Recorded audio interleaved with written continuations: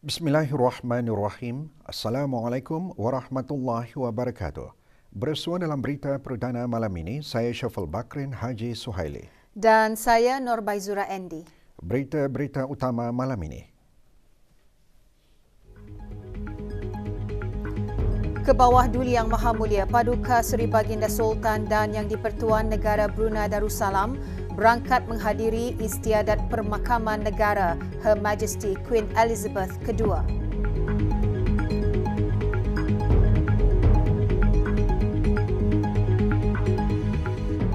Pembangunan sumber tenaga manusia menjadi tonggak kepada kejayaan sebuah syarikat percetakan tempatan.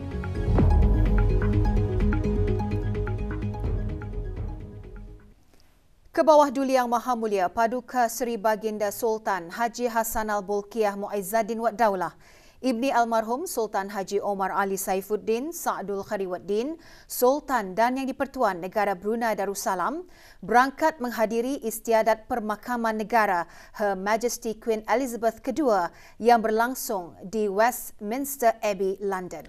Berangkat mengiringi ke bawah Duli Yang Maha Mulia ialah Duli Yang Teramat Mulia Paduka Seri Pangeran Muda Abdul Matin. Istiadat Permakaman Negara juga dihadiri oleh ahli-ahli kerabat-kerabat diraja, ketua-ketua negara dan tetamu daripada seluruh dunia. Sebelum istiadat Permakaman Negara berlangsung, Keranda Her Majesty Queen Elizabeth II diangkat keusungan khas bagi satu perarakan yang dibawakan oleh The State Gun Carriage of the Royal Navy daripada Palace of Westminster menuju ke Westminster Abbey sambil diiringi oleh His Majesty King Charles III serta ahli-ahli kerabat diraja British dan The King's Household. Ini diikuti dengan upacara State Funeral Service. Pada penghujung istiadat Permakaman Negara, The Last Pause, kemudiannya dimainkan yang diikuti dengan bertafakur selama 2 minit di Westminster Abbey serta seluruh jajahan United Kingdom. Istiadat diakhiri dengan lagu kebangsaan negara berkenaan. Her Majesty Queen Elizabeth II seterusnya disemadikan di St. George Chapel, Windsor.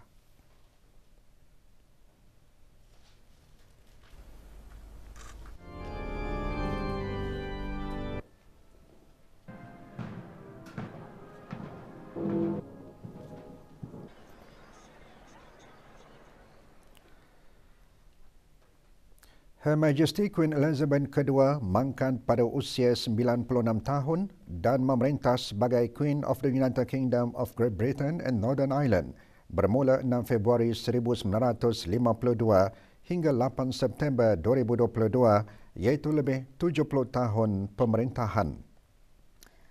Kemangkatan Her Majesty Queen Elizabeth II disifatkan satu kehilangan besar kepada masyarakat antarabangsa termasuk negara Brunei Darussalam. Hubungan akrab antara kerabat diraja negara Brunei Darussalam dan United Kingdom akan terus menjadi ristaan sejarah yang penting.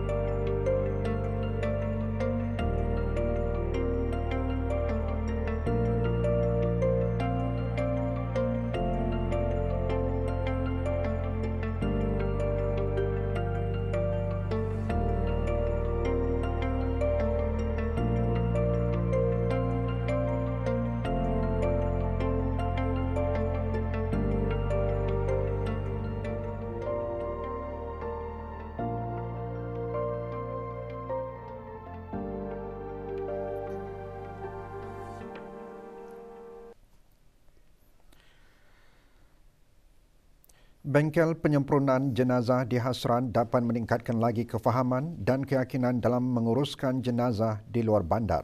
Ikuti bahan beritanya selepas ini.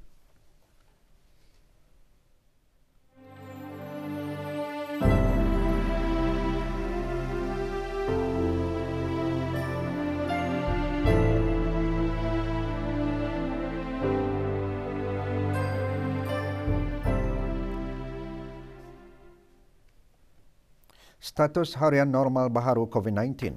4 kes berada dalam kategori 4 iaitu memerlukan bantuan oksigen dan di bawah pemantauan rapi.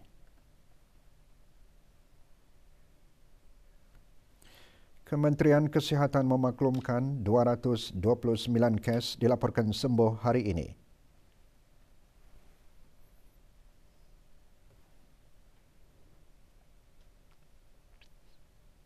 Jumlah keseluruhan pemberian 2 dos vaksin COVID-19 bagi kanak-kanak berumur 5 hingga 11 tahun 84.8%. Bagi remaja berumur 12 hingga 17 tahun yang mendapat 3 dos vaksin 61.3%.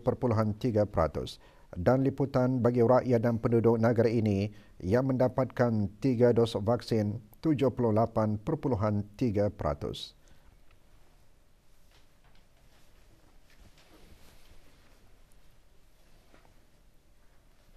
Bengkel penyempurnaan jenazah kelas bimbingan muslimah seluruh negara diungkayahkan bagi meningkatkan lagi kefahaman dan keyakinan serta keberanian para muslimah masjid dalam menguruskan jenazah terutama yang tinggal di kawasan luar bandar. Bengkel berakhir pagi tadi dengan penyampaian sijil kepada lebih 100 peserta dari 20 buah kelas bimbingan muslimah seluruh negara.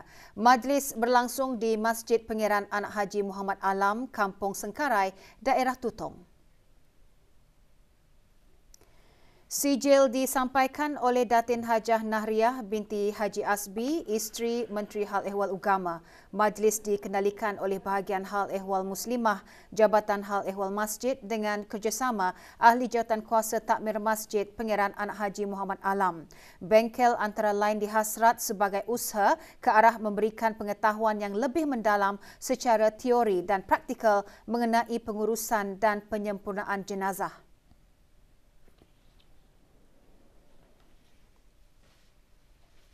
Manfaatnya untuk diri sendiri, mendapat ilmu juga, mungkin dapat dipraktikkan di keluarga juga, and then manfaat kedua untuk masyarakat.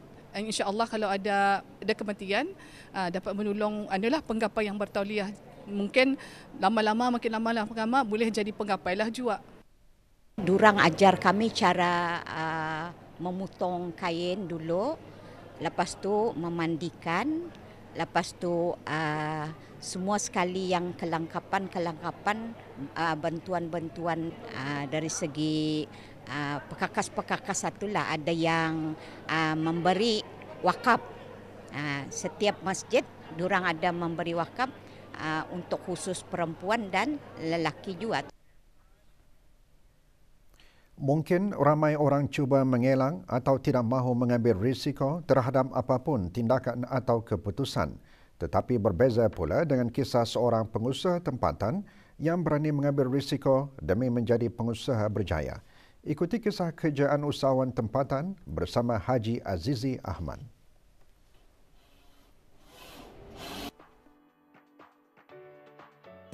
Don't share your goals, but prove by action.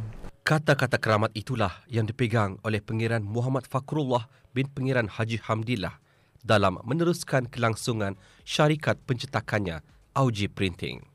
Walaupun mempunyai latar belakang dalam bidang perguruan, namun ia tidak menghalangnya untuk menjadi usahawan. Dengan berbekalkan kemahiran rekaan dan perniagaan, Pengiran Muhammad Fakrullah memanfaatkan kecanggihan teknologi untuk mempromosi perusahaannya. Sebagai usahawan, there's no profit if there is no risk. Jadi, nada keuntungan kalau nada risiko, mau rujuh saja dulu. So, for the young generation, rujuh saja. Cuba, jangan takut salah, sikit-sikit tu lama-lama jadi bukit. Sebagai pengusaha muda, Pengiran Muhammad Fakrullah begitu menitikberatkan pembangunan sumber tenaga manusia bagi meningkatkan lagi produktiviti dan kualiti perusahaannya. Justru, beliau sentiasa menggalakkan para pekerjanya yang terdiri daripada anak-anak tempatan untuk menjalani latihan dan kursus. Saya bertuah mendapat pasukan yang kuat masa ni, tapi dulu pun payah. Tenaga manusia ni payahkan di-develop lah. Tapi alhamdulillah ada ramai yang keluar, ramai yang masuk, tapi yang 6 orang di sini ni paling kuat lah masa ni, alhamdulillah. Walaupun pelbagai cabaran dihadapi, namun pengusaha tempatan ini tetap yakin pekerja yang produktif dapat membantu memastikan kelangsungan perusahaannya sekaligus mencapai impiannya untuk membuka lebih banyak peluang pekerjaan kepada anak-anak tempatan. Laporan Haji Aziz Ahmad untuk Berita RTB.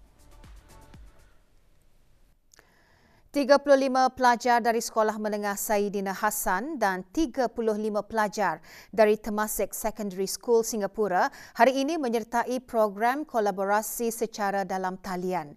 Kolaborasi ini merupakan program silang budaya antara rakan sebaya dari luar negara bagi pelajar menengah 3 di Sekolah Menengah Temasek.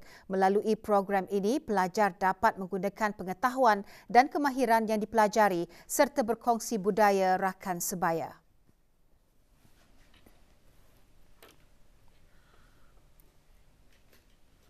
Dua perempuan warga negara asing yang dipercayai terlibat dengan kegiatan tidak bermoral ditahan semalam semasa serbuan secara berasingan yang dijalankan oleh Unit Siasatan Penumpasan Perjudian dan Pencegahan Maksiat Jabatan Siasatan Jenayah Pasukan Polis Diraja Brunei PPDB. Dalam serbuan pertama di sebuah bilik penginapan di kawasan Batu Satu, seorang perempuan berumur 31 tahun ditahan. Manakala seorang lagi perempuan berumur 32 tahun ditahan di sebuah bilik penginapan di kawasan Jalan Batu Besuran, Kampung Pengkalan Gadong. Juga ditemukan beberapa bahan bukti seperti beberapa telefon bimbit, sejumlah wang tunai dan barangan lain dipercayai untuk tujuan aktiviti tidak bermoral. Kes disiasat di bawah Seksyen 294A Kesalahan Menawarkan Khidmat Seks Kanun Hukuman Jenayah Penggal 22.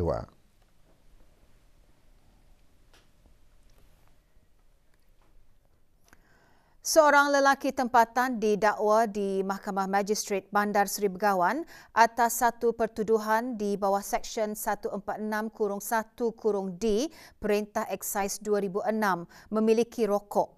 Tangkapan dibuat semasa operasi bersepadu Biro Kawalan Narkotik dan Jabatan Kastam dan Eksais Diraja di sebuah rumah di kawasan Kampung Perpindahan Serasa pada 27 Julai 2022.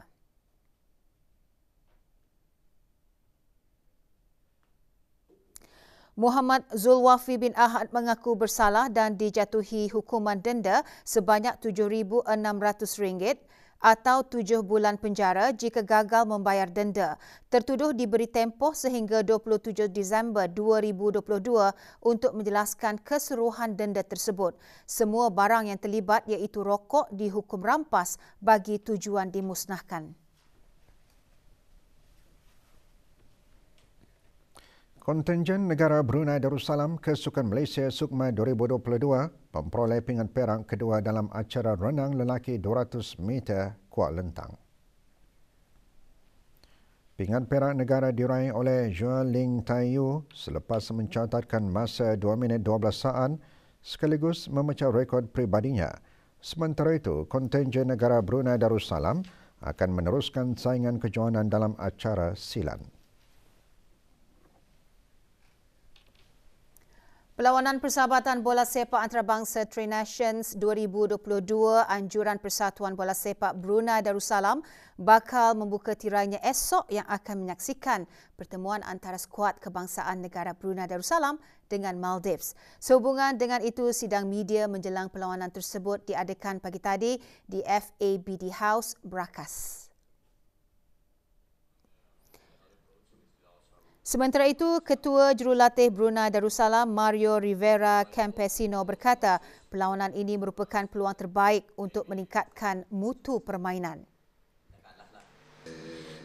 Terdahulu, Ketua Jurulatih Maldives berkata perlawanan menentang Brunei Darussalam pastinya amat menarik meskipun pasukan skuad bimbingannya hanya menjalani sesi latihan di negara ini selama 2 hari. Perlawanan persahabatan Tri Nations antara negara Brunei Darussalam, Maldives dan Laos akan diadakan di Padang dan Balapan, Kompleks Sukan Negara Hassanal Bolkiah Berakas dan kesemua perlawanan akan bermula pada pukul 4 petang.